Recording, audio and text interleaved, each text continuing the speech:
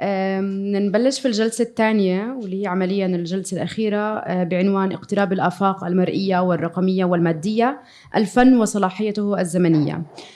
راح يكون في عنا مداخلتين، 4 مداخلات عملياً، 4 مداخلة من الدكتورة يارا والدكتور إميل بدرين كمان، وراح يكون عنا 2 فيديو لسليم البيك وهلقى الطويل.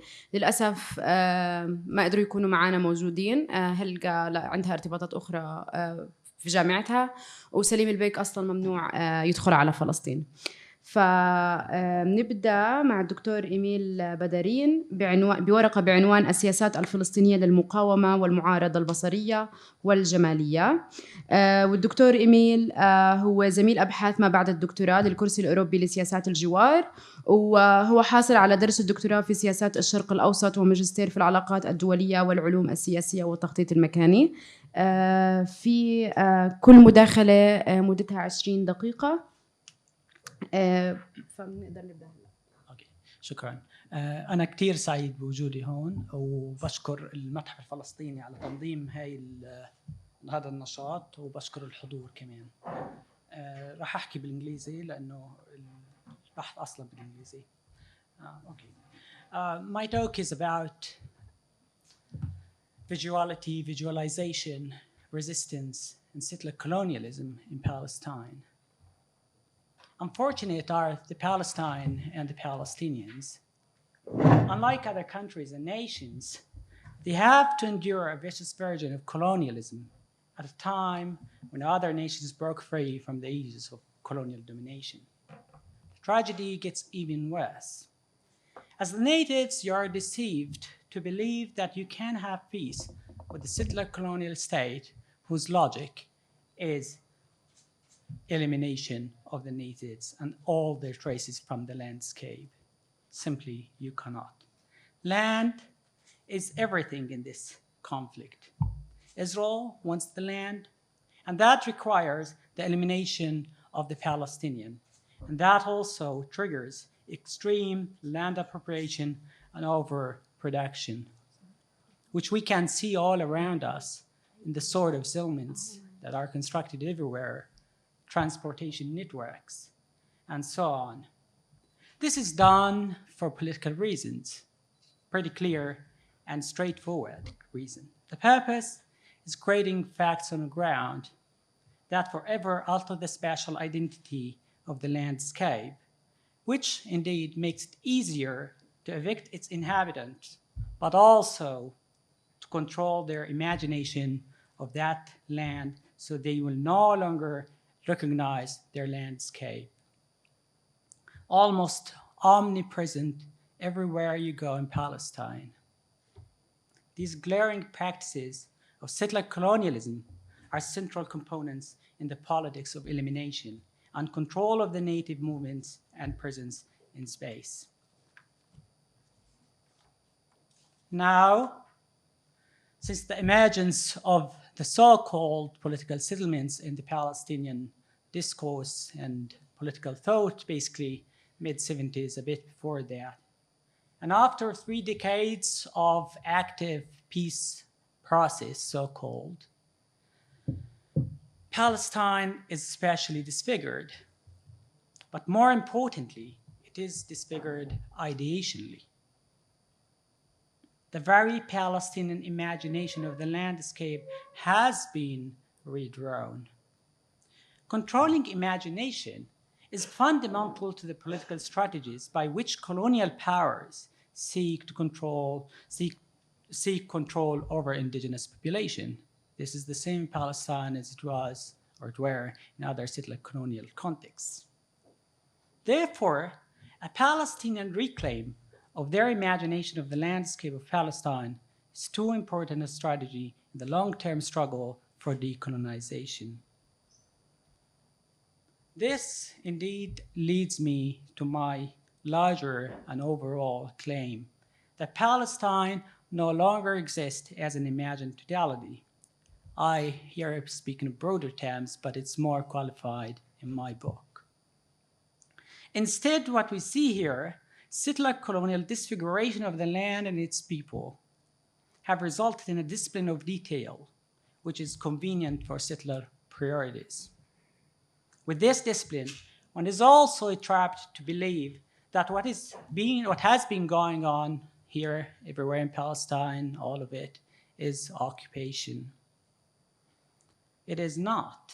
By all means, occupation is temporary, but nothing we see around us is temporary. For almost a century now, a bit more, the Palestinians have been facing a very systematic structure of elimination and eradication from the land. That's the strategic goal, that's the driving force of the settler colonial regime that we have. Something our people don't want to take that framework because settler colonialism is believed to be, or colonialism altogether, is as something of the past. It is not. It is actually our current reality, which we see it before our eyes on a daily basis. Now, Palestine is imagined through small, disconnected details and in relation to colonial impositions and facts, such as the fragmentation of Palestine in 1948, Nakba. Then comes 67. Then comes the so-called peace process, divided what remained into areas. Now Palestine, or the West Bank, is divided into fragments, areas A, B, C, and so on. The sea was also divided into other sectors too.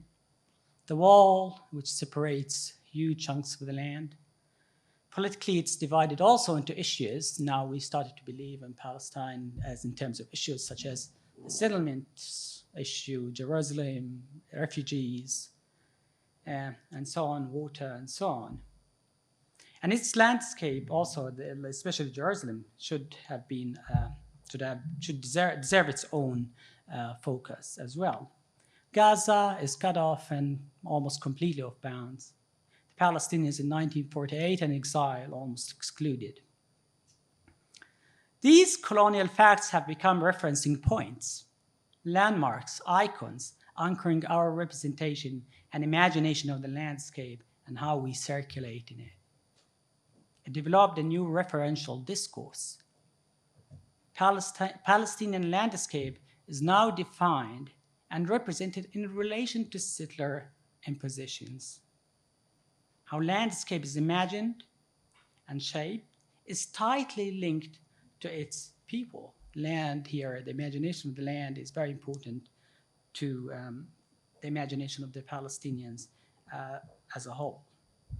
This has immense impact on identity and self-imagination, and on the Palestinians as an imagined political community, whether in Palestine or in exile. In other words, on who's included and who's excluded. This pretty long kind of introduction brings me to the issue of visualization of the landscape. And indeed, visualization itself can be approached from a range of positions, but it calls attention to questions of interpretation and its political effects. How the Palestinian landscape is represented and visualized is tightly linked to the struggle against the eradication of their traces from the landscape. Visualization, therefore, is a space for cultural resistance, not only as a witness. What we saw today in the exhibition is not only a witness, but it's about doing things with these images, with the visual artifacts that we have. The politics of the monochrome during the 60s or during the colonization or decolonization period provides so many instructive examples which we can take lessons from. Visualization, especially photography, started slowly drawing international attention and interest into colonization and the need to decolonize. Civil rights movements also used visuality in order to get their own rights in the United States, then later in South Africa, apartheid South Africa. This also spread to the Vietnam War, displaying to the wider public the atrocities committed there. That's why some today speak of the war of images, where visuality is part is a key part of the struggle, where oppression and the oppressed become news, a concern for the quiet masses. The monochrome back in the 60s during the decolonization era became a conscious raising instrument. This same thing goes in our days, but we have far more advantages thanks to the technological advancement. From the visuals of the Israeli savagery in 1948, 67, 56 before that, 82, the first and the second Intifada, Jenin camp, and the siege and the repeated havoc in Gaza, all have provided numerous visual representations which have become politics in their own right. The wall, which we see here, has become a new gigantic icon, an artifact of oppression, of violence, injustice that has been brought on the Palestinians and their landscape. But also non-Palestinians actually started to use the wall, this apartheid wall, as a symbol for their own experience with domination. You may not believe this, but even the indigenous people, not in Sweden and Finland, actually the Sami people, actually started to use the wall,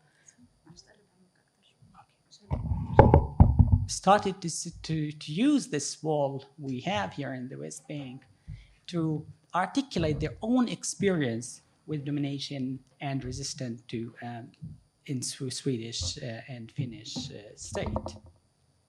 The side effect, if you would like to call it that way, the wall has provided a new landscape for representations where drawings, scribbles, graffiti works, writing, and so on are imbued with powerful political significations and narratives about injustice and the need to decolonize Palestine. In this way, visuality itself becomes part of resistance, and most important of all, to tell the story. Visual artifacts are political forces in themselves.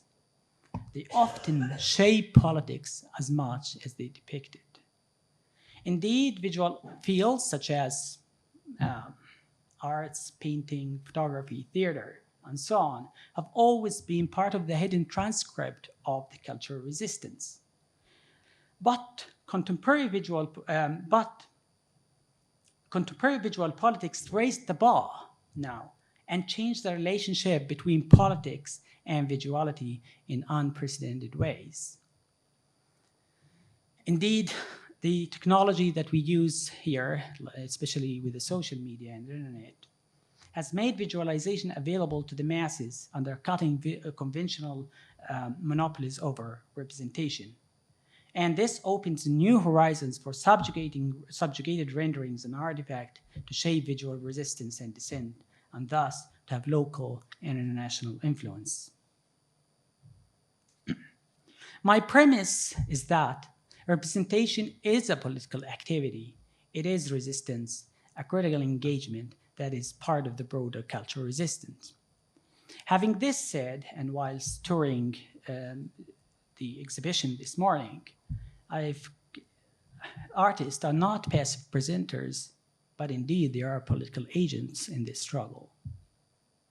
But this has or brings about so important and so crucial questions regarding the context of Palestine. How can we imagine and represent the Palestinian landscape when we, for the most part, can't really see it? Most Palestinians are in exile or set in poverty. We can't access actually the landscape as freely as one can imagine.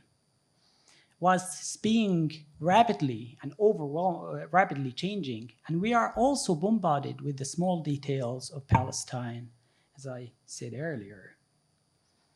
I would argue that such type of questions highlight the importance of visualization and the role visuality has in resistance. It is by freezing, questioning, politicizing, dissenting, and more so by problematizing what otherwise seems unproblematic. Representation is not about depicting reality, which is clear in the exhibition, but rather to connect the disconnected, to put in shape and frame the many details of Palestine. In short, to give a narrative the story of the colonized landscape. We need a visual narrative telling the story of the whole. Since we are bombarded with the small details, especially in the political discourse, I'm hoping that we will have a visual narrative that tells the story of the entire Palestine. Before and after there was a wall or a settlement or a checkpoint, before colonization, before the arrival of the settlers, and so on, and perhaps a vision for the future. That's why I believe this event and the exhibition on Palestinian landscape is so brilliant initiative in this direction. It shows how to connect the pieces, redraw and represent Palestine in spite of the colossal fragmentation and colonial damage. Using visualization, art, painting, and the like offers space to put the pieces of Palestine together. Visualization is therefore an essential part of cultural resistance to the settler discipline of detail we are overwhelmed with, which also provides in a way provides a non-colonial imagination of the landscape premised on humane principles for all. And I believe that this is a task worth pursuing. And thank you very much for listening.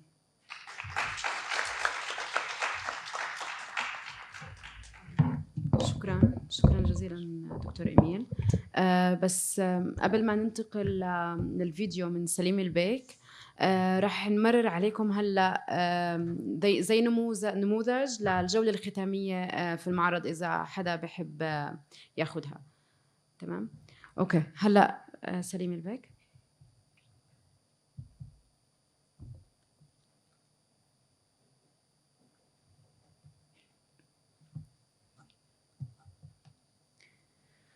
طيب، سليم البيك هو شاعر وكاتب فلسطيني سوري موجود حاليا في باريس، وللأسف ما قدر كمان مرة يكون معنا اليوم.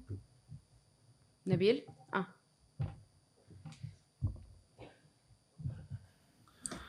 مساء الخير، وبتمنى أكون موجود معكم حاليا، بس بلكي بفرصة تانية بتأمل.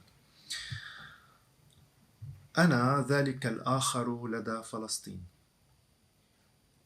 لنتفق أولا على أن المكان في فلسطين، ولا أقول المكان الفلسطيني، لدى اللاجئين خارجها لم يبنى من الخارج، ورثناه من حملته الخارجين منه، ثم أضفنا عليه تعديلاتنا، فبنينا وما زلنا نبني في المنفى الأوروبي مثلا مكانا آخر، فلسطين أخرى موازية. كنت تائها في الاشتغال على عملية البناء تلك حين وصلتني دعوة المتحف الفلسطيني لمداخلة بعنوان بناء المكان من الخارج. قد وضعت حجرة على شكل رواية بعنوان تذكرتان إلى صفوريا، ثم حجرة مماثلة أخرى بعنوان سيناريو، وقد تكون هنالك حجرة ثالثة أشكل هذه الفترة وأجمع وأفكك مكوناتها لأبني طابقا ثالثا لجيل ثالث فوق بيت أبي في المخيم، اللاجئ الثاني الذي بنى بيته فوق بيت جدي اللاجئ الأول. المختلف هنا أني أبنيه بالكلمات، بالأدب لا بالحجارة والإسمنت. بعدما حلت نكبة ثانية بنا فلسطينيي سوريا، نكبة أحالت المادي مرة أخرى إلى معنوي، حولت الحجارة إلى كلمات. المكان الذي ما زلت في عملية بنائه في حجره الثالث مواده هي الذكريات والخيال، هي مواد غير ملموسة، كما أن المكان سيكون، لا أقول متى انتهى بناؤه، فالأمكنة في الأدب لا ينتهي بناؤها، والأمكنة في الخيال لا تستقر، والأمكنة في الرغبات تتهدم متى اقتربت من انتهاء ما. فالمكان سيكون، أو لأكون دقيقا، فلسطين ستكون باشتغال هذا مكانا من الكلمات. الوطن الطبيعي سيكون، ودون شعارات، فهذه واقعية تامة في الأدب. لا أقول ذلك كهارب من مواجهة مع مكان مادي هو موجود فعلا، ضمن خطوط طول وعرض. لا أقول ذلك للتهرب من سؤال صار مملا لكثرة ما سمعته: هل تظن فعلا أن فلسطين الآن إن زرتها ستكون كما تحب؟ يتلفظه سائله مستنكرا علي رغباتي وخيالاتي وفلسطيني، متشاطرا بارزا تفوقه علي كعارف حقيقي بفلسطين التي أعرف وهمها وحسب، أو حضورها الموازي وحسب. لا أقول ذلك إلا لأن هنالك فلسطين واحدة أعرفها، ورثتها وبنيت ما ورثته، ولا أقول إني حطمت ما ورثته. فالرغبات المراهقة والمفتعلة غالبا في التحطيم المعنوي للمتوارث نجت منها لحسن حظي حكايات جدي عن ترشيحها التي يعرفها. هنالك إذن فلسطين واحدة أعرفها، ورثتها وأسست على ما ورثته من تلك الحكايات رغبتي في بناء مكاني المرغوب عليها. روح جدي أبو محمود حائمة في الرواية الأولى، حاضرة في ذهن حفيده يوسف الذي يتحضر للعودة إلى صفوريا بجواز سفر فرنسي، قلقا من أن تكون البلاد غريبة عنه، أن يكون هو غريبا عنها. متى وصلها وتمشى في شوارعها فلا يكون كأهلها، فلا تكون البلاد بلاده. روح جدي حاضرة في الرواية الثانية في تساؤل حفيده كريم عن سبب خروجه ولجوئه عن حيفا، تساؤل فيه لوم وألم وعذر صغير وقلق من فكرة العودة التي لا يعرف كريم إن أرادها لحيفا المدينة في فلسطين أم لحيفا المخيم في سوريا. الأولى التي كانت دوما مستحيلة لحقتها الأشد استحالة. روح جدي تحضر فيما أشتغل على بنائه الآن، لها حضور لا أستطيع القول عنه هنا سوى أني ككاتب النص أو كشخصيته الرئيسية أحضره لأنفيه، أحكي عنه في روايتي لتفادي حكي روايته هو. المكان الفلسطيني هو حيث كان جدي أبو محمود الذي حملت مع اسمه ذكرياته وحكاياته وتأثره بها كلما حكى عن ترشيحها في سنواته الأخيرة، وقد استوعب أن لا عودة بعد الخروج. المكان تأسس بصوته المبحوح، خيالاتي عن المكان بنيت على ذلك الصوت. لا أقول إني أعرف قريتي شارعا شارعا بيتا بيتا كما قد يعرفها أهلها الساكنين فيها، بل أعرف صوتها كما يعرفون هم رائحتها. لا أقول إني أعرف المكان المادي، بل المكان المعنوي المبني على الصوت، فالذكريات التي نقلها الصوت، فالخيالات التي لحقت ذلك كله واحتوتها. لذلك لا أرى فلسطين التي أعرفها، وما زلت في طور التعرف إليها ما دامت هنالك خيالات وذكريات ورغبات.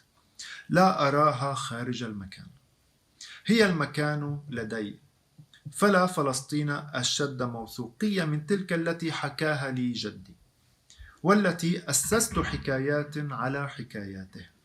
هذا هو المكان، هذه هي فلسطين، أو هذه هي فلسطين عندي الآن مع الحجر الثالث الذي أشكله. بعدما كانت فلسطين فلسطين في الرواية الأولى، بعدما صارت فلسطين المخيمة في الرواية الثانية، وهي الآن أطراف حكايات أبو محمود الذي ترك أهله في ترشيحة وخرج بعدما لاحقه الصهاينة هو ورفاقه من الفلاحين الذين قاتلوا ببنادق ساذجة. خرج وهو يعرف أنه مطلوب بالاسم وأنه لن يعود طالما بقيت إسرائيل هناك، فلم يأخذ معه مفتاحا ولم يتوهم بعودة قريبة، فابتعد في القطار إلى المحطة الأخيرة إلى المخيم الأبعد في حلب. أقول ذلك لأجيب لنفسي عن سؤالي الذي لم أستطع كبت صراخي به في الرواية. لكن لماذا خرجت من البلد؟ لا أجدني سوى حائما بعبثية لا تنتهي بين السؤال والإجابة. لماذا خرجت من البلد؟ لكنك كنت ملاحقا. لكن لماذا خرجت من البلد؟ لكنك كنت ستعدم. لكن لماذا خرجت من البلد؟ لكني أنا ما كنت سأكون.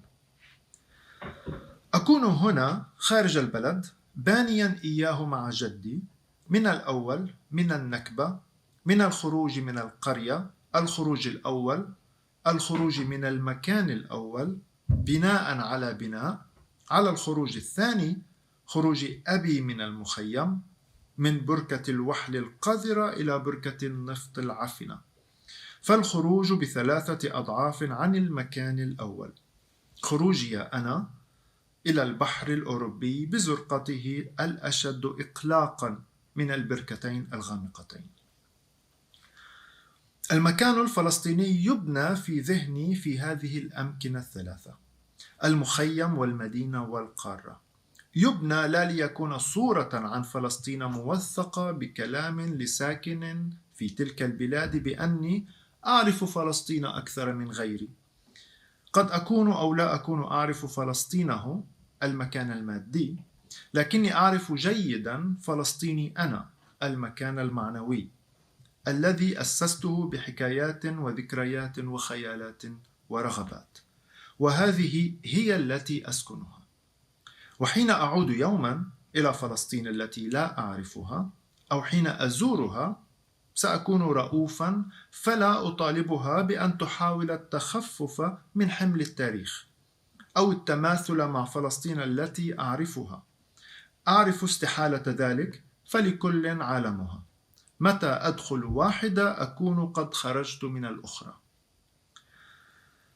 حتى اللحظة لا أعرف سوى الأخرى. فلسطين الأخرى هي التي بنيتها. المكان الآخر هو مكاني، وأنا كذلك سأبقى دائما ذلك الآخر لدى فلسطين التي تعرفونها. شكرا.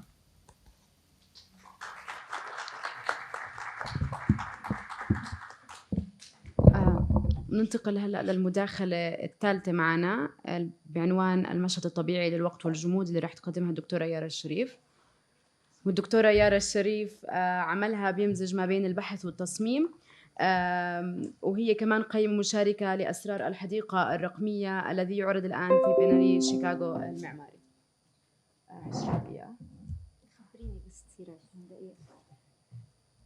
يعطيكم العافية. بدي أعمل المحاضرة وأنا واقفة لأنه أسهل لي، بس بدي أقول شكراً كتير لدعوتي للمتحف الفلسطيني. كتير بتشرف إني أنا موجودة هون معاكم، وكمان كتير مبسوطة إني شايفة كتير من زملائي وكمان أساتذتي سمر وفيرا.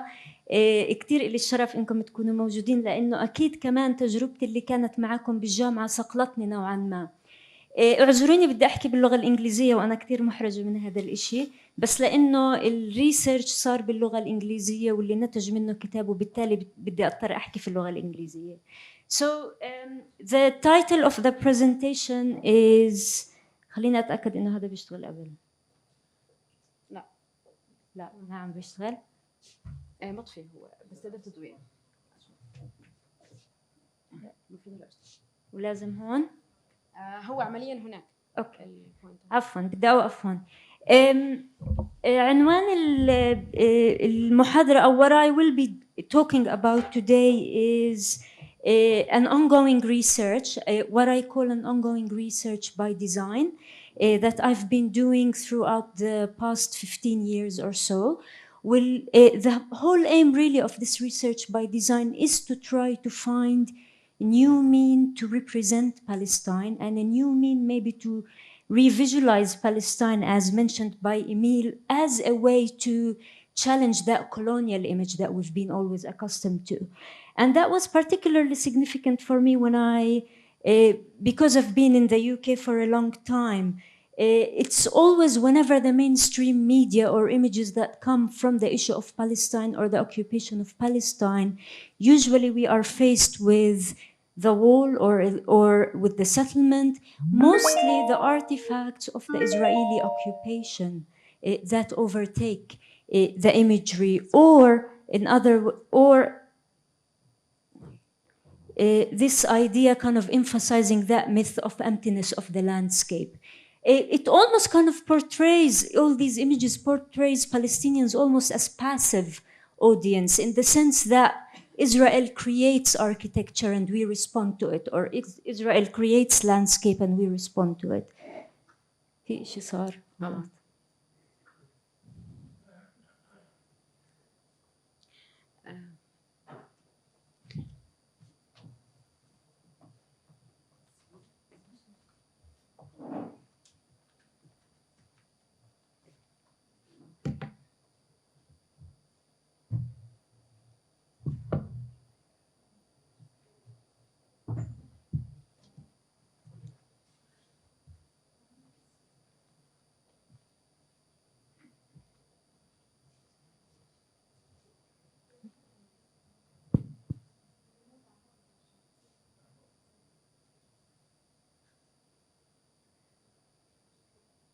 أكمل?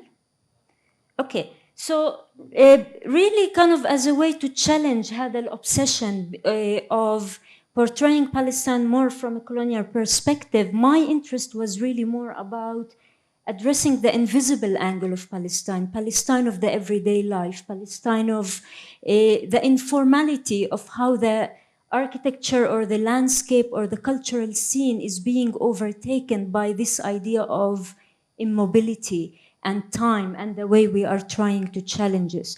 So this idea of a landscape of uncertainty is what I felt that there is an urgency for me to represent it, because it's really absent, particularly from most of the work of Western scholars. And that really is not a contemporary issue. When Gary was talking earlier, it's been described by so many scholars by different means. Sam Nassar used the term occupation through imagination to represent that, whereby issues of emptiness overtake the scene. And here this is from Mark Twain's story, where he refers that when we arrived to Tabor Mountain, the entire way we didn't see a living soul. We hardly saw a tree or a shrub anywhere. This idea, which also was kind of expressed by Raja Shehadeh, Palestinian landscape with its outstanding beauty, has been completely missed out of the scene, as if we have disturbed it our sense. So really kind of like whether it is the imaginative geography that Saeed talked about, or if it is the colonization through imagination, what's been in common is this idea of, or that description of nothingness, of emptiness, of silence, which is constructing scenes that are provoking and confirming that Western biblical imagination. It's kind of like a place in need of dynamism, and therefore it justifies its colonization. So not only this was through imagery or visuals, it was also through maps, which we all are aware of. And this is also, by the way, not something that is unique to the issue of Palestine or the Palestinian colonization. It's been happening throughout. So even when the Sahara was expressed throughout history, it's always been referred to as this arid land that has no resources. So, I mean, Edward Said really was inspirational to me when he put that in perspective, and that was particularly after the Oslo Agreement. He said, in the history of colonial invasion, maps are always first drawn by the victors, since maps are instruments of conquest. Geography is therefore an art of war, but can also be an art of resistance if there is a counter map, and a counter strategy. So really the obsession for me was to try to feel whether there is a way for me as a Palestinian to come up with this counter map. And this counter map making sure that Palestinians are not left out with an absent mental map, because one of the key problems for us Palestinians now is that we really don't know where our spaces start or end. So really this need for an alternative representation, for an alternative narrative became an obsession in the work that I'm doing, and started slowly to kind of also inform the architectural ideas and projects that I've been doing. So just as we've seen in Open Maps Palestine, they've been documenting Palestine that has been erased. I am trying also to document the invisible Palestine, or what I call the landscape of time and immobility, where these issues of everyday life Palestine are very ephemeral, are appearing and disappearing very quickly, and I feel there is an important role for us as Palestinians to freeze it and narrate it for the future generation. And also it is very important because for me, I feel that Palestine today, particularly after the intensification of borders, is no longer just the city or the village. I think Palestine now also is becoming a lot about these in-between marginal spaces, the landscape that is emerging, that it's also creating a new geography that we do need to map or represent, which I'm calling the art of resistance. Some people call it the art of survival. Some people call it a unconscious way of getting on with our life. But in all cases, it deserves and worth to be documented for future generation as part of the Palestinian narrative. So for me, while I am thinking of what Said called this alternative map of resistance, I felt that there is also a necessity for me to use different method of visualization for this map that goes beyond just the two-dimensional map. And maybe I need to rethink the landscape, but by what I call cutting and breathing, where I start to see the landscape more as sections rather than just maps only. And while thinking of this, I also started to kind of reread the landscape of Palestine from three key what I call spinal cords, where I read the land as surface, air, and underground. And for me, that was particularly important because whenever I look at our contested map or surface, I always feel that it's far too exhausted for any intervention to take place. So maybe I do need to read it also from above and below. Now, all of that in mind, also this aspect of the rural became of interest to me. Forgive me, I'm going fast because there are so many different ideas, and the aim of this presentation is really just to hint on different ways or scenarios of how I try to reread or revisualize the landscape. So when I started to think at the rural, it was also very significant to me to find ways to rethink it and redraw it, particularly after the Oslo Agreement or maybe the division of land ABC. Because what is happening now in the rural landscape is that we are starting to get faced with what I'm calling a contemporary map of absence, whereby the rural is being transformed into a periphery, into a space that is full of voids.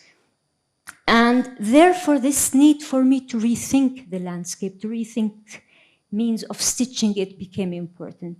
With all of that in mind, I was working with Riwaq on their 50 Villages project that they've spearheaded as a way to rethink the Palestinian landscape. And the aim was to try to feel or to think of new means to connect this Palestinian landscape together, and particularly the rural. So for me, I felt that probably one way for us to reactivate the landscape, to rethink the rural, is really to reactivate the landscape and assure that it does not appear passive. I mean, thinking back of what Said called as this imaginative geography that always tries to portray things as empty, ready to be modernized. Also, I wanted to make sure that the rural appears far from being empty. The void here is everything that is not occupied, maybe a space that is open for change. And therefore, this idea of oscillating between the speculative and the live becomes a very important way. And I think for me, as an architect, it's a very important way for me to stretch my mental space of imagination, because being with a West Bank idea, I am limited whether I like it or not physically. And I need to make sure that I am not at least limited mentally or in my imagination.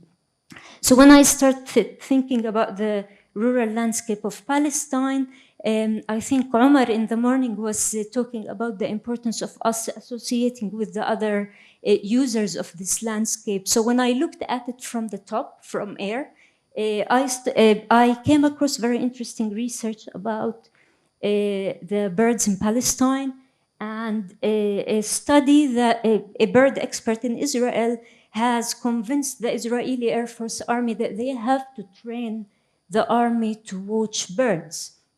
And that was quite kind of ironic for me, because I realized that actually the biggest warfare that Israel has ever faced in history was the war of birds rather than any war that they've managed. And that was also in line with an event that Israel was using as a way to choose bird as a national symbol for them. And as a starting point, they chose the Palestinian sunbird as their national bird. And then they started to use the hoopoe as the most, and they chose it after a kind of a debate as the most Zionist bird in nature. And they said, Shimon Peres then said, that it's a bird that takes good care of its children and uses creative tactics to defend itself. It's not a songbird. When it wants to take over a territory, there is no external difference between male and female. So as a mean for me to start kind of thinking of visualizing Palestine, or maybe trying to find means to also think of moments for change in Palestine, I thought, what if birds actually do take over our landscape? What if we can start create this map of bird migration, which, as we know, Palestine is one of the busiest corridors for bird migration in the world. So could the birds become our tool and technique to reclaim the landscape? So we started to do some kind of actual one-to-one interventions in the landscape to create what we call bird habitats or bird follies. And this was kind of shared with the local community in Beit Iksa, where also birds were given cameras. That's not my image though. The birds were given cameras to fly around, and the children were seeing it as a way to rethink the landscape. So really, when we started to think about the villages, we started to see maybe birds from top could become our tool to negotiate our landscape, and surrounding and bird habitat started to become kind of means of intervention. It's not moving forward. So this kind of informed the work that we were doing, particularly in the Jerusalem villages. Can I ask how many minutes I have left, just to keep an eye? 7. All right. So when we were trying to think of the villages of Jerusalem, again, trying to narrate that landscape of Jerusalem became a very important part. And in particularly, we were looking at Beit Iksa, and people were referring how much they used to associate themselves with Jaffa, with the oranges, with these buses that used to take them to Cairo, Istanbul, Beirut, etc. However, all the Jerusalem villages and our sites of intervention surrounding us were suffering from this kind of issue of the absence of them being absent rural landscape, empty rural landscape, transforming what was once an agrarian or agricultural landscape used for farming into series of unreachable cantons encircled by borders, consequently alienated what was once a space of production with a strong social structure into a leftover empty landscape. Now, when we came to think about the village of Beit Iksa, we were looking at the village of Beit Iksa, and it took us quite a long time. Again, I'm talking about this idea of us looking through air. We couldn't actually identify the historic center of Beit Iksa in the map. And the historic center was this circle. It was actually this one. To realize later, when we were researching, that the map or the village itself was actually invisible from an aerial map during to this 1967 destruction for Beit Iksa, Lifta, all these villages surrounding us. For us, this kind of, it took us some time to realize that the historic fabric of Beit Iksa has been covered with this green skin, and maybe this invisible status being camouflaged within the landscape could have prompted a conscious strategy to occupy and erase. For us, however, it became kind of a strategy to revitalize, where we started to see invisibility as a mean maybe to take over and reclaim. So this whole notion of invisibility inspired the way that we were working with the villages, where we thought that maybe we do need to become subversive and transfer all the stepping villages in Palestine into green roof construction, that maybe it's just a temporary tool to take over the lands that have been expropriated. So I don't really want to go into the details. That's not the aim of the project, but it's more to kind of again emphasize that maybe in certain parts when we're thinking the landscape, we do need to bring these invisible stories and invisible layers into the landscape, and they should become a mean for us to rethink these methods of representation, to reclaim what appears as passive. Same as we've looked from top, we also looked from under the surface, where there is a lot of war, the war of stone, archaeology, and water and sewage that you are all aware of. So I don't really need to talk about it. But again, this need or urgency to represent that war, and most importantly, to find kind of spatial interventions to reclaim it, even if they are ironic. Because the aim of these interventions were not necessarily to find solutions or answers to the landscape. They were more about creating maybe collision or creating dialogue, or also kind of creating means to exaggerate certain things for us to keep reminding us about the invisible means of the occupation. So when we were talking about underground, this issue of stone quarrying, issue of the stolen identity, the issue of archiving, all became tools for us in order to represent the landscape. So that was part of kind of the West Bank, but I was also trying to work on Gaza, and particularly about the reconstruction of Gaza, and there was a project with the UN where they really wanted to think of vast means of reconstruction in Gaza. And this was problematic when Qatar then put a lot of money to rethink reconstruction. They say, fast, fast, you have to build something. And I felt like how scary that is, and what a responsibility that is, because an architect here could be really destructive rather than constructive in rethinking Gaza. And for me, it was really a bit of a problem to think of a city that has been completely flattened out. Thinking how important for me, maybe before I come of interventions, is to actually redraw a city that has been completely flattened. So really key questions were coming to my mind. How to draw a city when the city fabric itself is exposed, when that relationship between street or neighborhood or even your own room has become blurred in Gaza. You definitely cannot see home in the same conventional way as you see it in a normal context. So how does one read home in that context? So for me, we kind of, at that stage, we refused to come with spatial interventions. And again, I felt that maybe there is a need for me to start thinking how to document that narrative of absence, of loss, but also that narrative of home or notion of home where everything is deconstructed and there is no boundaries anymore that we need to relate to.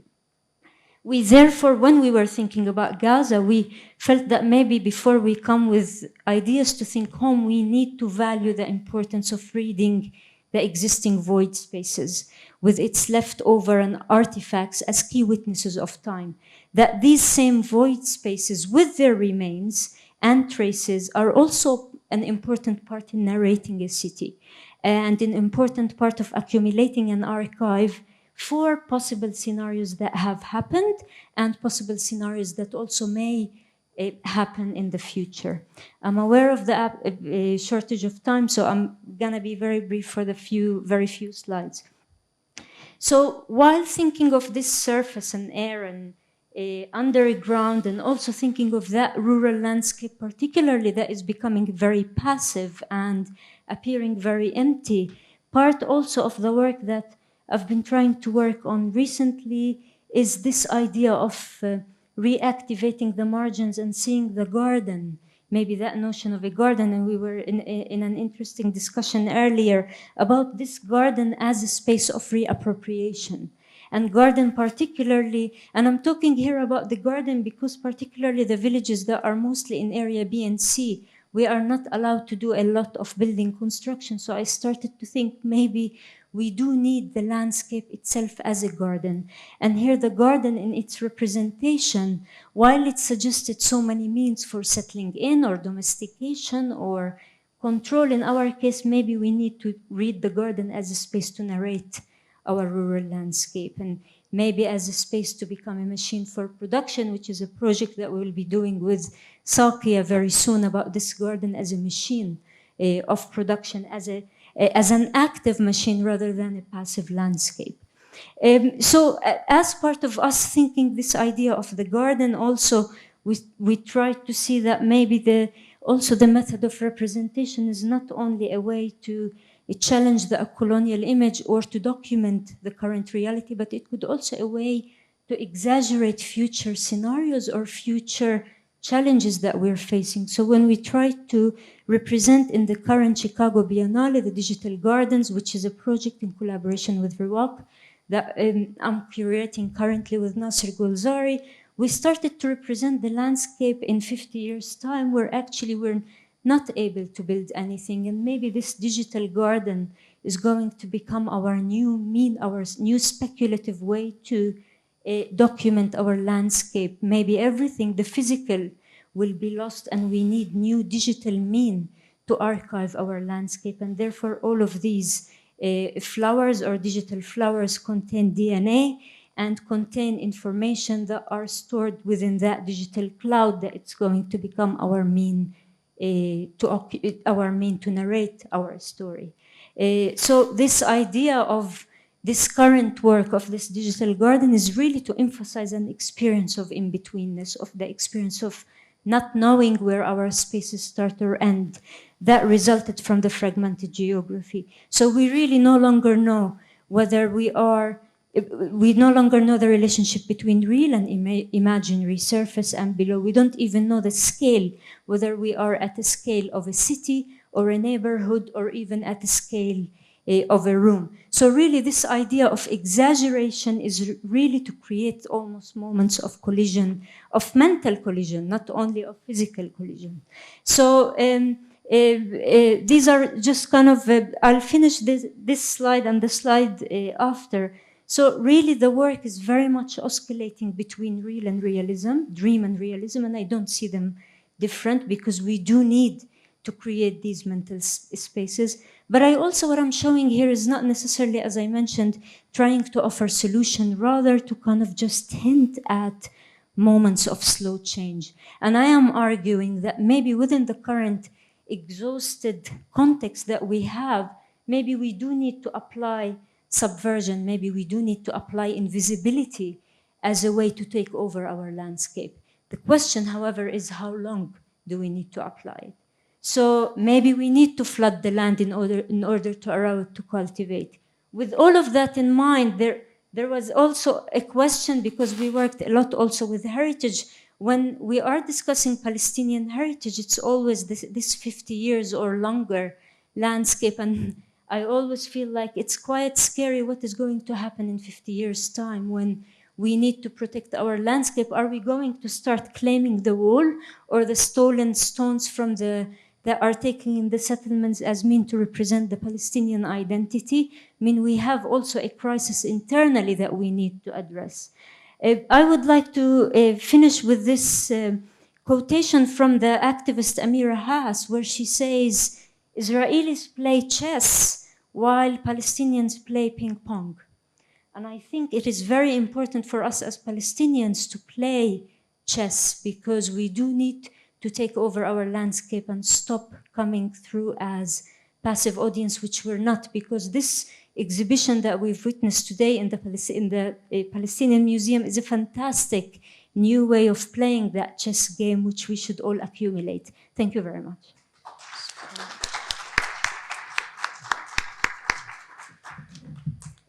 يعطيك العافية. هلأ ننتقل للفيديو الأخير والمداخلة الأخيرة من هيلغا الطويل. هيلغا الطويل هي أستاذة مشاركة في قسم دراسات الشرق الأوسط والدراسات الإسلامية في جامعة نيويورك، وهي بتبحث وبتكتب عن موضوعات تتعلق بوسائل الإعلام العربية والسينما الفلسطينية والتلفزيون وألعاب الفيديو والثقافة الشعبية.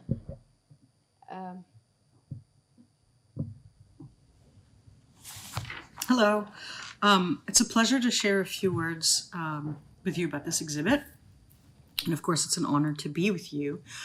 But since I'm not with you in the flesh, but instead on screen, I'll kind of see that distance between us as fitting to some of the themes of this exhibit. So rather than see my virtuality as distant and this distance as a problem, I'd like to at least think of it as engendering its own form of landscape.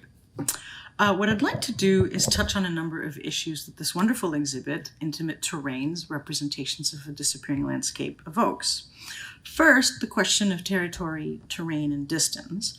And second, the responsibility or way in which art documents Palestine and Palestinianness, and how ultimately art is able to express what words cannot.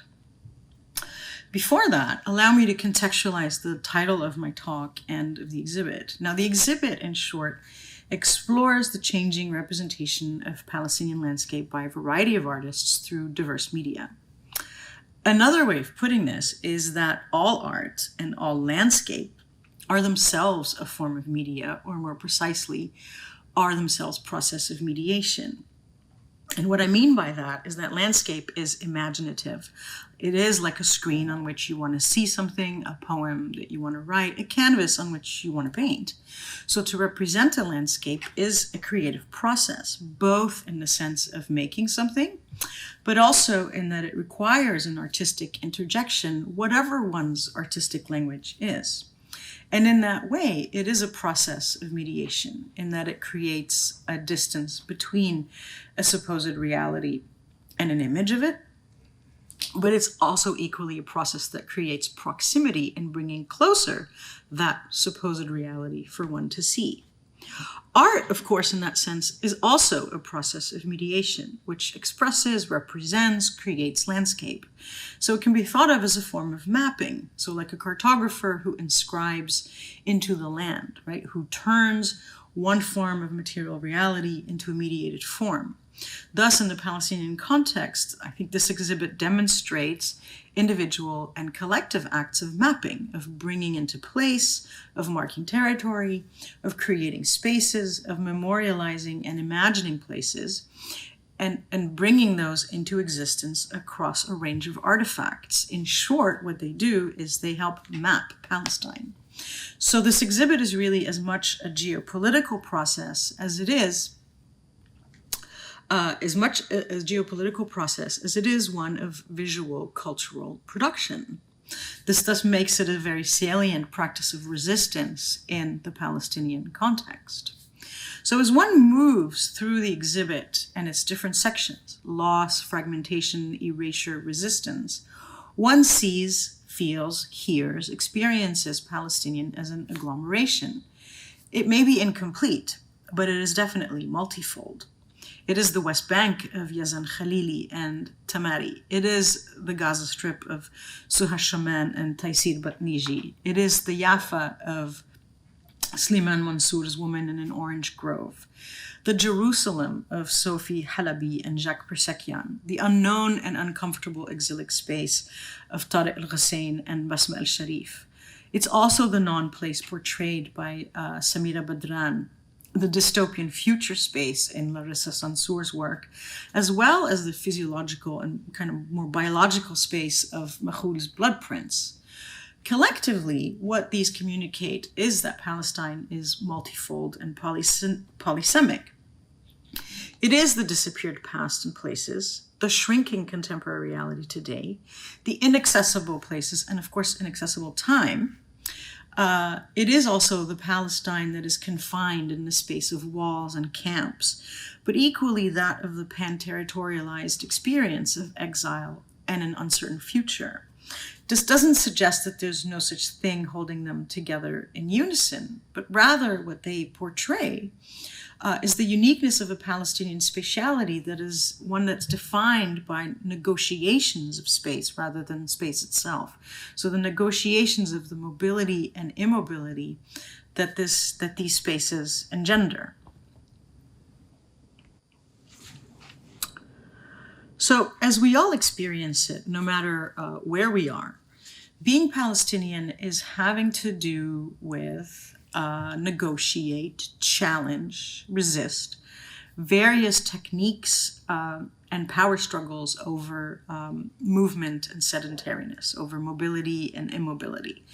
These come in the forms of walls, of checkpoints, of roads, of refugee camps, of border zones, of no man's lands, and all these other kind of territorial examples, but also of laissez-passer documents rather than real passports, of travel permits, and a range of more abstract spaces of occupation, of diaspora and exile, of foreignness, of being forcibly on the move, or also at the same time forcibly stuck.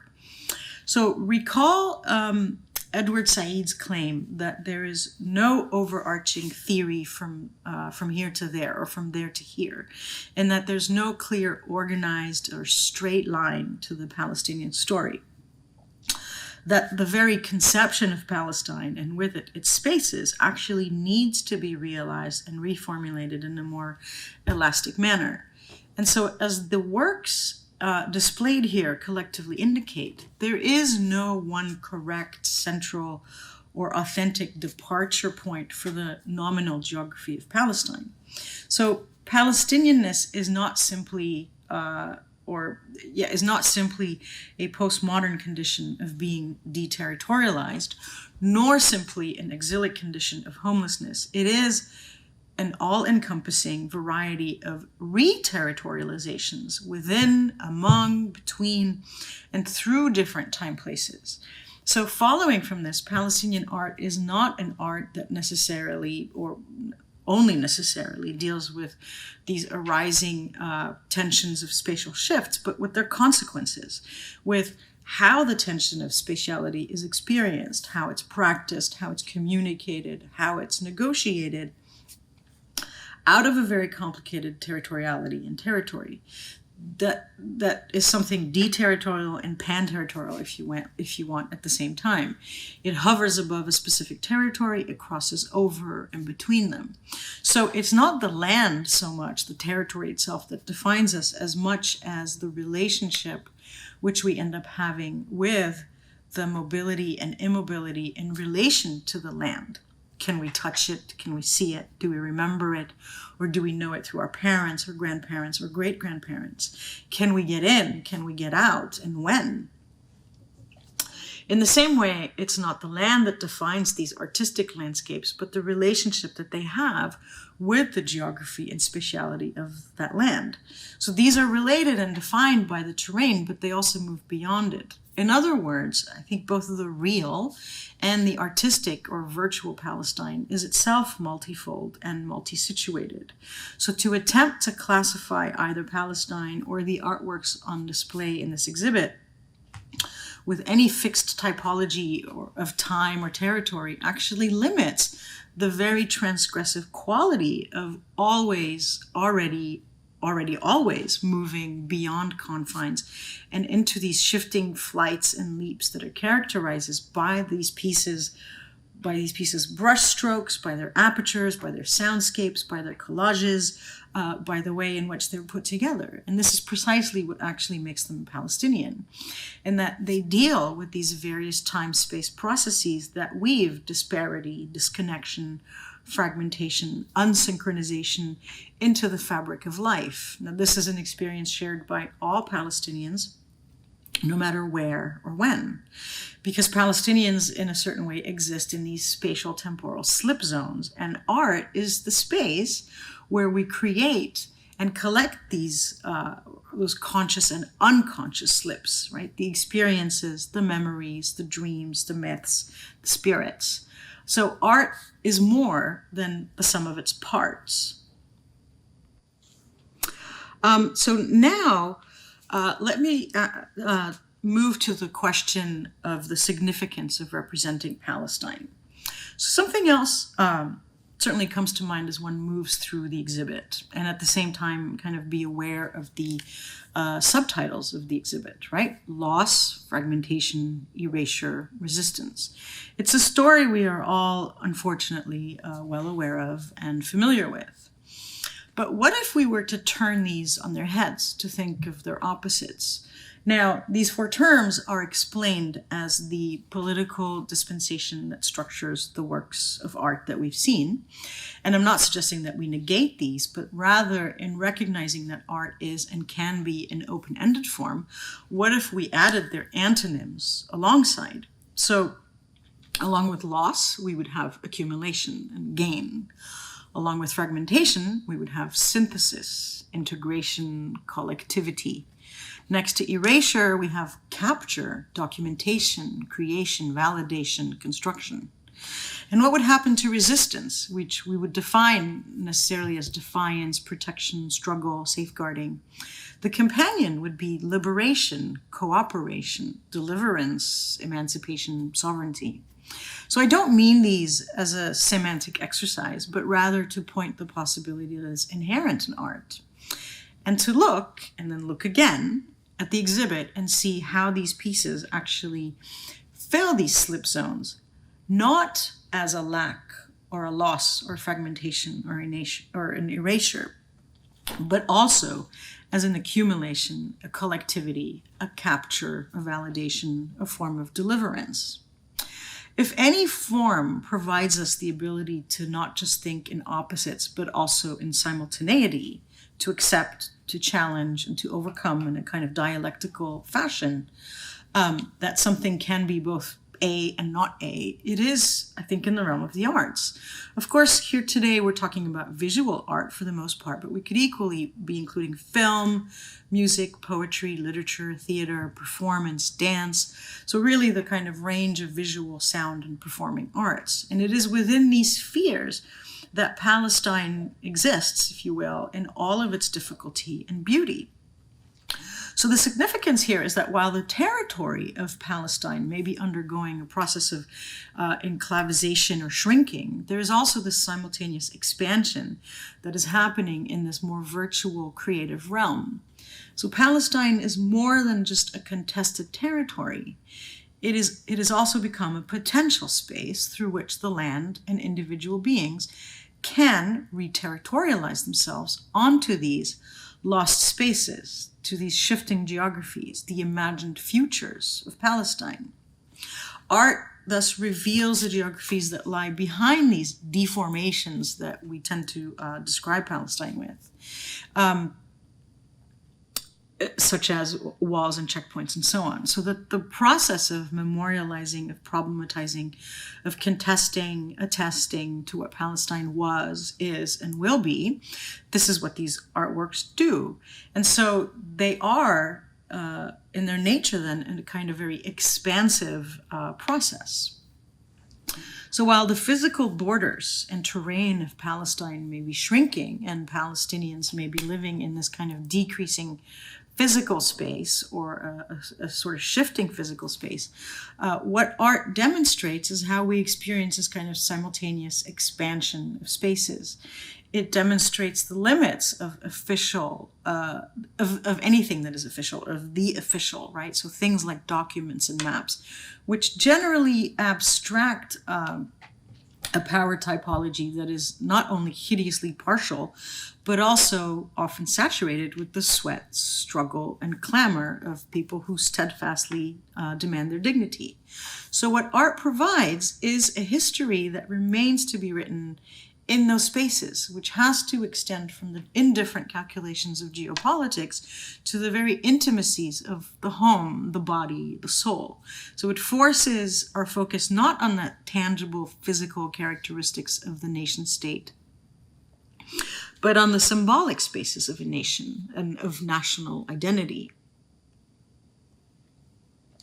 So we can look at this exhibit and start with the question of how do we imagine, how do we map, how do we represent, how do we mediate Palestine? And a Palestine which is lost, which is inaccessible, which is incomprehensible sometimes, and which we're sometimes forbidden access to, but which we still experience in some way.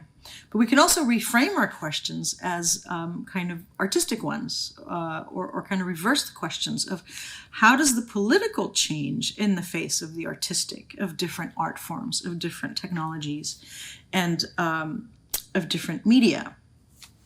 So art is more than pieces of paper on or canvas, right?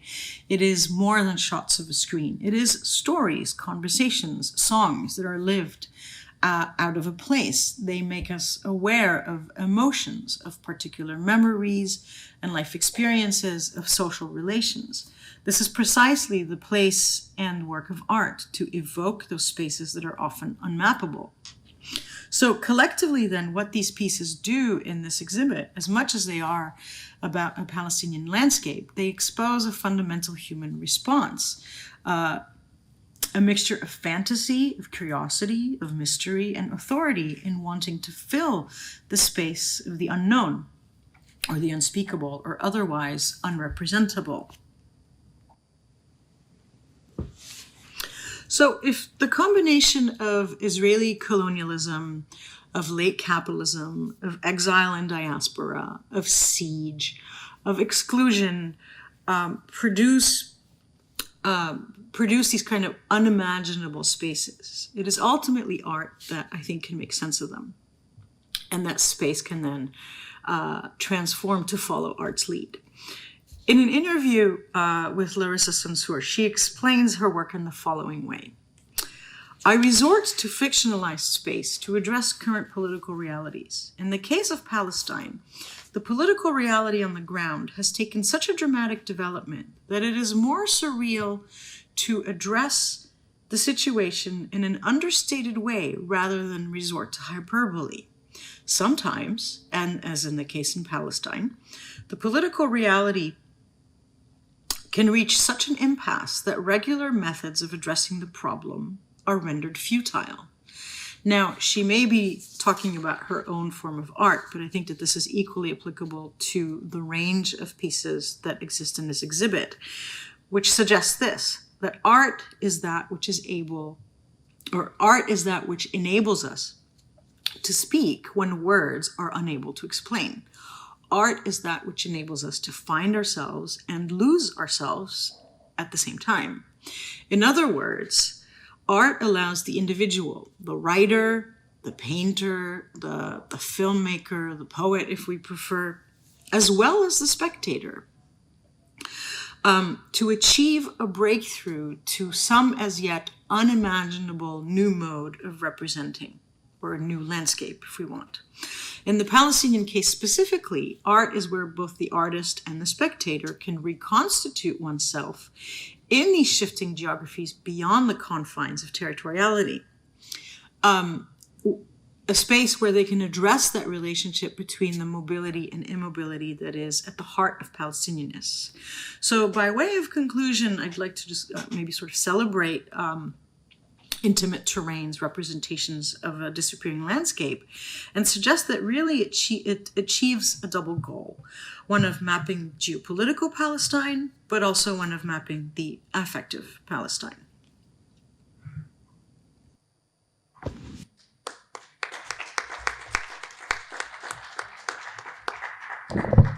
يعطيكم العافية. ناخذ جولة نقاش. إذا حدا عنده سؤال أو أي ملاحظة، ولا سؤال ولا ملاحظة ولا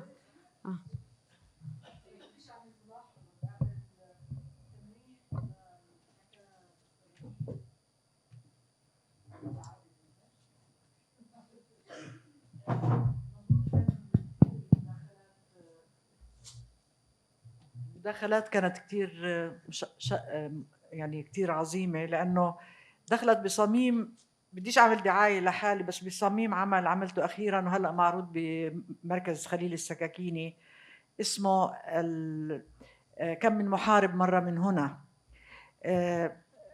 أنا يعني بشتغل بالفن، وكتير دخل موضوع اللاندسكيب، المشهد الفلسطيني في أعمالي عبر العقود الطويلة اللي اشتغلت فيها بالفن، وخاصة هلأ عم بعمل شوية تأمل حول قديش الطبيعة الفلسطينية بتحوي تاريخ، وتاريخ عنيف أيضاً لفلسطين.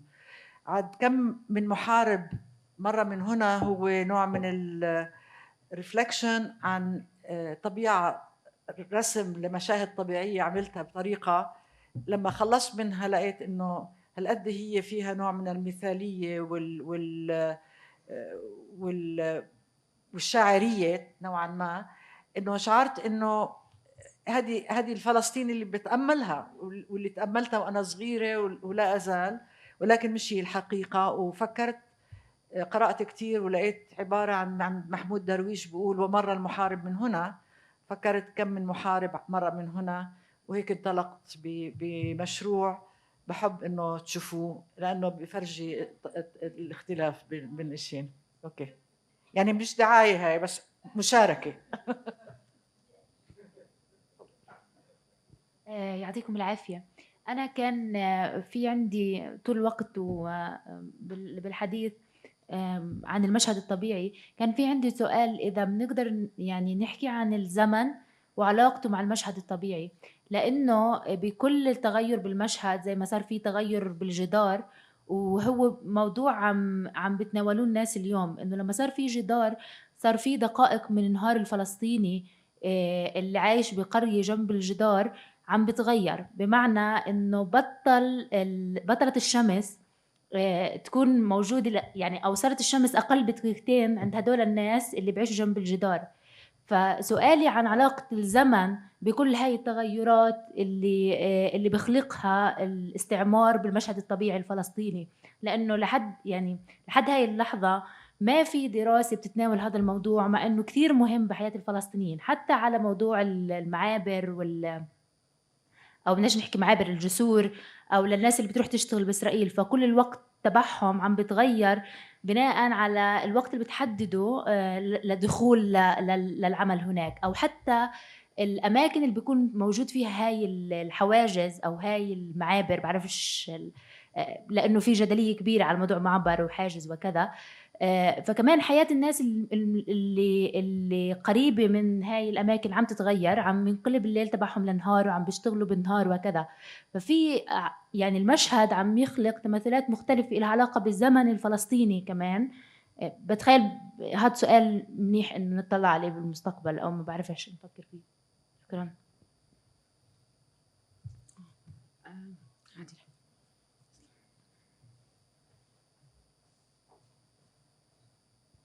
شكرا. شكرا سارة. بظن انه ملاحظة كتير مهمة، احنا مش بس يعني خارج الزمان، بس كمان الزمن تبعنا بضله يضيع. في عندي سؤال لدكتورة يارا، مداخلة كتير رائعة وكتير عجبني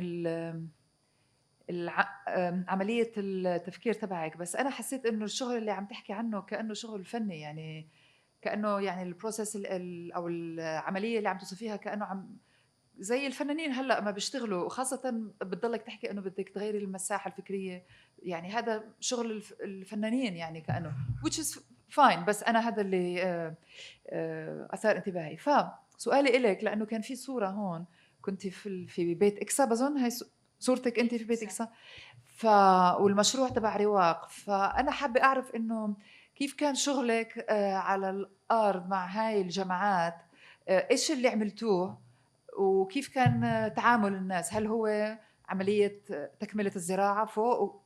كيف كان التعامل تبع الناس اللي عايشين على الأرض يعني معك في هاي التجربة؟ شكرا للسؤال، وبدي أجاوبك وبدي أرجع كمان لنقطتك إذا سمحتي. معك حق إنه العمل اللي أو الطريقة اللي عم بحاول، تسمحي لي أحكي بالإنجليزي وما تأخذونيش عشان ما أحرج حالي. The way I'm trying to, you are right, the way I am trying to do this work comes kind of in a blurry boundary that you cannot tell, is this, and it's a big question, like, is this architecture, or is this art, or is this spatial? And I don't see a difference between them, because a lot of times, sometimes people want to say, Yara is an artist, and I feel like, no, I actually want to represent myself as an architect rather than an artist, because I don't see a difference.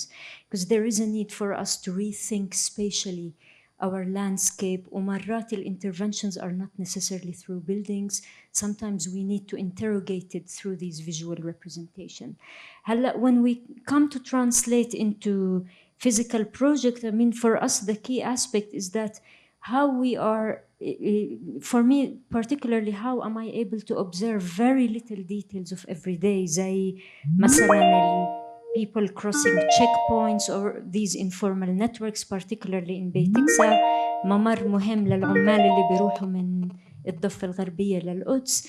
This aspect of invisibility. هلا when I was trying to read the landscape and thinking about means to activate it, we weren't discussing with the local community إنه we need to look at the landscape from above. That was not absolutely the aim. But we were also talking about issues of social sustainability and the importance of you staying in the land and moving on. So when we are trying to think of social sustainability, the aim was not to talk about slogans. We were trying to address key issues in their lands are being expropriated. في عندهم مشاكل مجاري. They have crisis in agriculture that they cannot gain. So we thought that maybe we do need to address that invisible aspect. The small observation became concepts and strategies to reclaim the land. But كمان at the same time, when we talk to the community, the dialogue is more about their life and survival, because that's what they're interested in. Of course, at the end, there is the bigger umbrella and bigger picture of reclaiming the landscape, that they're aware of it in the back of their minds. So I hope I answered the question. So when we were trying to think of these green roofs, we were talking about the woman from an empowerment perspective, because there has been a level of unemployment. We researched almost 6 months about green roof technology, which I did in London to see what people do in green roofs, and I realized it wasn't very popular هون إلا بحاولوا يعملوها بجامعة بحيفا. And I actually spent some time in the vegetable market برمالة trying to find leftovers from the vegetable markets that could become part of this build-up technology. So when we talk about sustainability, say in the West, we talk about almost a form of luxury, but when I see it in Palestine, I see it an urgency to survive, and I think that's the difference. Sorry, I just wanted to reply to this issue of time, and I think you're absolutely right about how time now is becoming a key feature in Palestine, and I think it is important to document it, and there are so many ways and aspects of representing time. I mean, I felt that probably a little bit of my role was trying to represent these maps of time and immobility, but there is a need to represent these also from an invisible perspective, because as much as we are waiting, we are also being creative while we are waiting, particularly workers around checkpoints. And I think there is also an issue of ethics that we may need to think whether we should keep these people invisible, so we don't expose a very important also social landscape that is being a creative social landscape reproduced with time. Just an aspect I wanted to highlight. اوكي، ملاحظة للرد على سؤال الزمن، العامل الزمن في الحالة الموجودة بفلسطين، اللي هو راح أحكي بشكل نظري عن هاي قضية الزمن.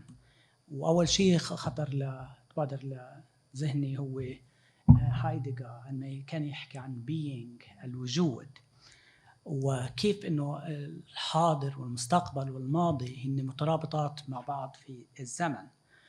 وأنه إذا طلعنا خلنا الوضع الموجود بفلسطين، كل فلسطين طبعا هو استعمار، شو بيسموه، استعمار استيطاني، كولونياليزم، بمعنى أنه إذا تجمد الزمن، بمعنى أنه إطالة انتظار الفلسطينيين، نقول على الحواجز، معناه أنت تجمد الزمن. بما أنك تجمد الزمن، أنت شو بتعمل؟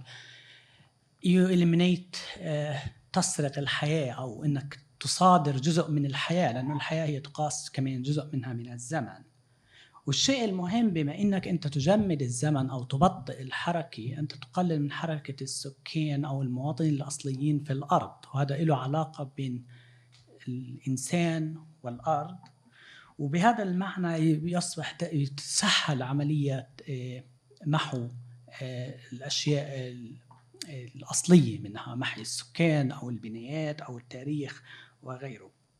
فهو شيء مرتبط بتجميد الحاضر وبانعكاسه على المستقبل، اللي ذكرناه من ناحية فلسفية كما أنه كان يتحدث فيها هايدغر. فبهذا المعنى أنه تطويل المسافة لأنه الزمن أصبح مجمد، أنت تنتظر على الحاجز يمكن ساعات، فبالنسبة لك تتحرك بسرعة المسافة اللي يمكن 10 متر يمكن تاخذ معك 4-5 ساعات، يمكن يوم أيام. طولت المسافة، قللت الحركة، وحصرت الناس بفراغات محددة. وهي اللي بيحصل اليوم، إنه غالبية المناطق الفلسطينية أصبحت محاصرة. تغير حتى الأربن بلانينج تبعها إذا بتطلعوا، غالبيتها محاصرة بشوارع التفافية ومستوطنات، وممكن تسكر الجيت بأي وقت بدك إياه. فهذا هو عامل الزمن، إنه من ناحية إذا أخذناه من ناحية فلسفية، من ناحية الوجود وعلاقته بالاستعمار الاستيطاني، وكيف هذا بينعكس على المستقبل اللي هو بالنهاية عملية أخذ الأراضي وتهجير السكان أو حصرهم في مناطق جغرافية محددة زي اللي بيحصل اليوم في الضفة الغربية. شكرا. في أي سؤال أو ملاحظة أخرى؟ تفضل.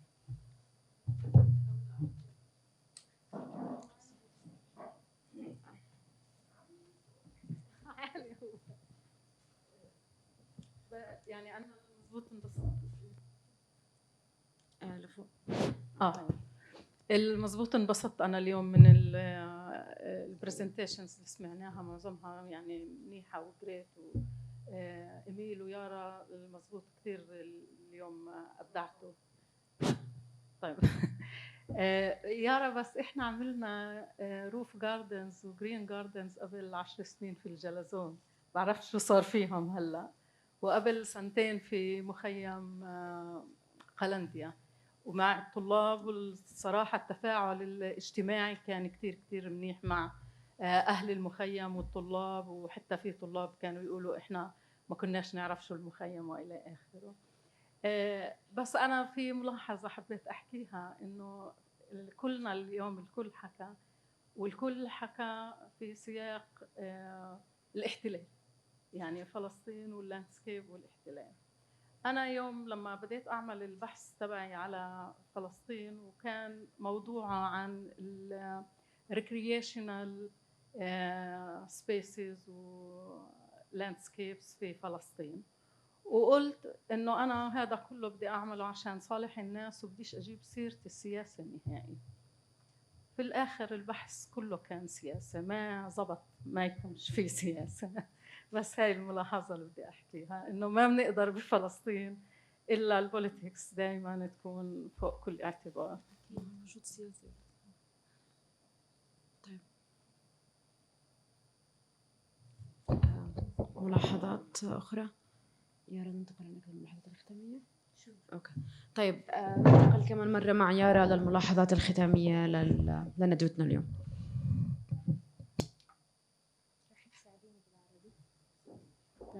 شكرا. أنا بس بدي أعمل زي ملخص سريع لمعظم الثيمز اللي انحكت اليوم. بدي أحاول كمان تكون مختصرة، بس I will speak in English وما راح تمام بيصير، يا إما بيكون في ترجمة أو بحكيها باللغة الإنجليزية. يعني really maybe the common ground about what we've been discussing today in the discussion is about really we depart from the intimate terrain as it becoming really a very important and key tool of mapping a creative edge of Palestine that we've been missing out. And this, it's really fantastic that the intimate terrain has been accumulating a very important part of artwork that dates back from old time until our contemporary issues of Palestine. And what is interesting about intimate terrain is actually also it's trying to show us these changes in the landscape, which unfortunately are also showing how the space of hope or the scope of hope is becoming really crucial, and maybe that light at the end of the tunnel is in need for us, or is an urgent need for us to keep fighting for new means of representation. I mean, some important aspects Hunaida was talking about سرديتنا هي سردية مقاومة أو الهوية الفلسطينية المغيبة أو عن الأنثروبولوجيا البيتية the domestic anthropology about the intellectual fragmentation that we've been facing in Palestine and the need for us to kind of find means to stretch it. Gary Fields with reflecting on the historical geography, on this idea of exclusion and the exclusionary landscape and this landscape of disposition. And maybe there is also a very important aspect for us as Palestinians, as narrators, to kind of keep narrating that landscape that is being excluded. So really the urgency to write and rewrite, Gary was really, the more he was talking in the background, I realized how important and urgent for us to keep rewriting the Palestinian landscape in different means, beyond the conventional and surely beyond that colonial method of rewriting. And therefore it is very important to do it from the Palestinian perspective. From Nisrin's Mazawi, what was really, I found it really also fascinating about talking about the Nakba of not only the physical space, but also the Nakba of the society, Nakbat al-Hayz wa Nakbat al-Mujtama. And also maybe how in the North, this form of collectivity or collective method of resilience are slowly diminishing to become more on an individual base. And maybe she used the garden or the home garden as a kind of a representation or a metaphor of this obsession with the individuality. But really maybe one could also see it as a bigger picture of how the collectiveness of resistance is slightly changing, which is from one hand, as much as it is problematic, but also is an important, maybe an alarm point for us to rethink of. But what is particularly important about what Nisrin has been saying is that maybe going back to what I was representing earlier, that whenever the narrative of Palestine-Israel comes, it's always rendering Israeli architecture or Israeli space making. There is very important observation about Palestinian space making or place making that are taking place in 1948 Palestine, in Gaza, in the West Bank, that we really need to recognize, and each one of them are really different. So this idea of the use of space more as a commodity, as a consumption space, more individually based, the individualistic approach to the use of space we need to pause and think about. Ahmed, Dr. Ahmed Al-Atrash, about the urbanization growth, again sheds a light about this issue of al-istidama or the sustainability, and what would the future vision in Palestine be, particularly about connecting the rural areas with a new vision, which is more, he referred to it as wada'ifiyya or functional. And I think part of the discussion was also about bridging the gaps about the social and what does that mean within the context of the discussion that we've been talking about. Majd al-Shihabi from Beirut, fantastic representation about the open maps and خرائط فلسطين المفتوحة and the need and the importance of these methods of visualization of the map and the importance of accumulation of these maps. There has been a mention about also the aspect of time and the invisible. All of them, I think, are important aspects of complementing the bigger picture of Palestine. Emil, talking about the reclamation of the imagination of Palestine as a way of decolonizing it, and the importance of reimagining and representing the small detail, because a Palestinian landscape now is very much also becoming about the landscape of the people and the society, and therefore this reinterpretation, how it's being represented and visualized, is an urgency rather than a luxury. And we are really lucky to have different cultural institutions and different exhibitions that are working hard to do it, and nothing better to just to talk about the intimate terrain as a way of manifesting that. So this visual narrative to tell the story of the whole is what's becoming important and crucial in what Emil represented.